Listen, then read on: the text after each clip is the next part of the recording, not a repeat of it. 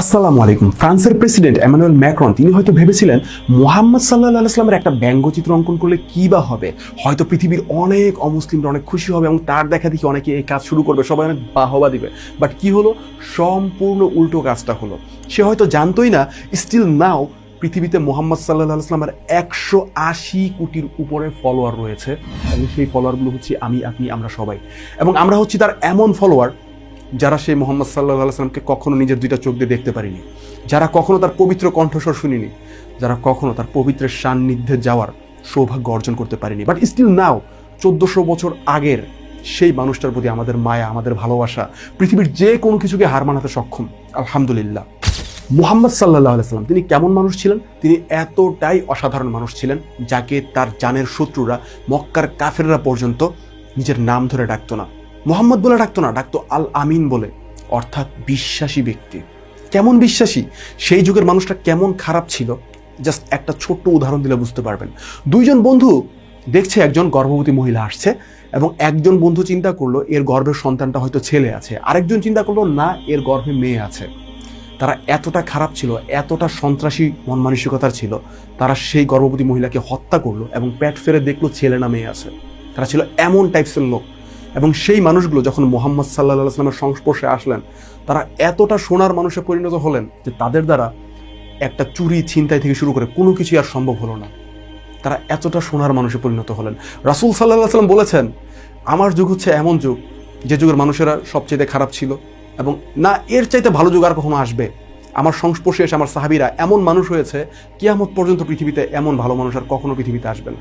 সেই মুহাম্মদ সাল্লাল্লাহু আলাইহি ওয়াসাল্লাম যার যুগে মেয়েদেরকে জ্যান্ত পুঁতে ফেলা হতো, কবর দেওয়া হতো, মেয়েদেরকে একটা ভোগ্য পণ্য বস্তু হিসেবে বিবেচনা করা হতো, রাসূল সাল্লাল্লাহু আলাইহি ওয়াসাল্লাম সেই যুগে এসে বললেন মায়ের পায়ের নিচে সন্তানের বেহেশত। রাসূল সাল্লাল্লাহু আলাইহি ওয়াসাল্লাম সুসংবাদ দিলেন যাদের কন্যা সন্তান হয় তাদেরকে বেহেশতের সুসংবাদ দিলেন। রাসূল সাল্লাল্লাহু আলাইহি ওয়াসাল্লাম ছিলেন এমন একজন ব্যক্তিত্ব যিনি মেয়েদেরকে সম্পদের ভাগ সবকিছু বুঝিয়ে দিলেন। যে যুগে মেয়েদেরকে হত্যা করা হতো, যাদেরকে ভোগ্য পণ্য বস্তু হিসেবে বিবেচনা করা হতো, সেই যুগে রাসূল সাল্লাল্লাহু আলাইহি ওয়াসাল্লাম মেয়েদেরকে সবচেয়ে বেশি সম্মান দিলেন, তাদেরকে সম্পত্তির ভাগ দিলেন, বাবার অংশ থেকে, স্বামীর অংশ থেকে। সেই মুহাম্মদ সাল্লাল্লাহু আলাইহি ওয়াসাল্লামকে নিয়ে আজকে ব্যঙ্গচিত্র অঙ্কন করা হয়। কি তার অপরাধ? কি অপরাধ? আমি জানতে চাই তার অপরাধটা কি? সে মানুষকে ভালো পথে ডেকেছে, এটা অপরাধ? আপনি মুহাম্মদ সাল্লাল্লাহু আলাইহি ওয়াসাল্লাম সম্পর্কে যদি বিন্দু মাত্র জানতে পারেন, তার সম্পর্কে যদি বিন্দু মাত্র আপনার সঠিক ধারণা থাকে, এই মানুষটাকে আপনি কখনো ঘৃণা করতে পারবেন না। আপনি আপনার নিজেকে ঘৃণা করতে পারবেন, নিজের অপরাধকে ঘৃণা করতে পারবেন, আপনি আপনার বাবাকে ঘৃণা করতে পারবেন, আপনার মাকে ঘৃণা করতে পারবেন, কিন্তু প্রফেট মুহাম্মদ সাল্লাল্লাহু আলাইহি ওয়াসাল্লামকে ঘৃণা করা অসম্ভব। যিনি তার সম্পর্কে জানে তার সম্পর্কে ঘৃণা করা it's never ever possible, it's totally impossible. Like আজকের এই পৃথিবীতে মুহাম্মদ সাল্লাল্লাহু আলাইহি ওয়াসাল্লামের যেমন শত্রু রয়েছে, ঠিক 1400 বছর আগে নবীজি মুহাম্মদ সাল্লাল্লাহু আলাইহি ওয়াসাল্লাম যখন জীবিত ছিলেন তখনও কিন্তু তার শত্রুর অভাব ছিল না। তাকে জিজ্ঞাসা করা হয়েছিল, হে মুহাম্মদ তুমি কি চাও? তুমি যদি চাও আরবের রাজা হতে, আমরা তোমাকে রাজা বানিয়ে দিব। যদি তুমি চাও আরবের সবচেয়ে সুন্দরী মেয়েকে বিয়ে করতে, আমরা সেটাও করে দিব। তবু তুমি আল্লাহর এই পথ থেকে সরে দাঁড়াও। বলো না যে এক আল্লাহ ছাড়া আর কোনো ইলাহ নেই, কোনো মাবুদ নেই, এক আল্লাহর প্রতি মানুষকে ডেকো না। রাসূল সাল্লাল্লাহু আলাইহি ওয়াসাল্লাম তাদের জবাবে বলেছিলেন, আমার এক হাতে যদি চাঁদ দেওয়া হয়, আরেক হাতে যদি সূর্য দেওয়া হয়, তাহলে আমি এই ইসলামের পথ থেকে সরে দাঁড়াতে পারবো না। হয় এই পথেই আমি কামিয়াবি হব অথবা এই পথে আমি ধ্বংস হয়ে যাব। সেই হচ্ছেন আমাদের রাসূল সাল্লাল্লাহু আলাইহি ওয়াসাল্লাম, যিনি মৃত্যুর আগ মুহূর্ত পর্যন্ত উম্মতি উম্মতি বলে আল্লাহর কাছে দোয়া করেছেন যে আমার উম্মতের কি হবে।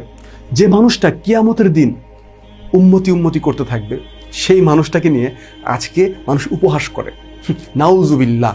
আর একদল লোক রয়েছে এখন যারা এই সমস্ত ঘটনা নিয়ে, এই সমস্ত বিষয় নিয়ে কিচ্ছু বলে না। তারা শুধু মোটিভেশনাল স্পিকার, তারা বিভিন্ন মোটিভেশনাল কথা বলে যায় এবং বিভিন্ন ধরনের উল্টাপাল্টা অপ্রাসঙ্গিক কথাবার্তা বলে এই জিনিসটাকে হাইড করে অন্যদিকে যাওয়ার চেষ্টা করে, লাইক মুনাফিক টাইপসের character.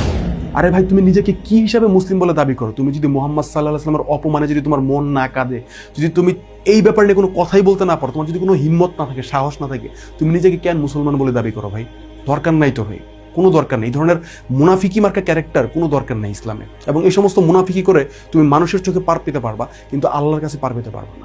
And the most important thing হচ্ছে, আমরা মুসলিমরা এখন আলহামদুলিল্লাহ সবাই এক।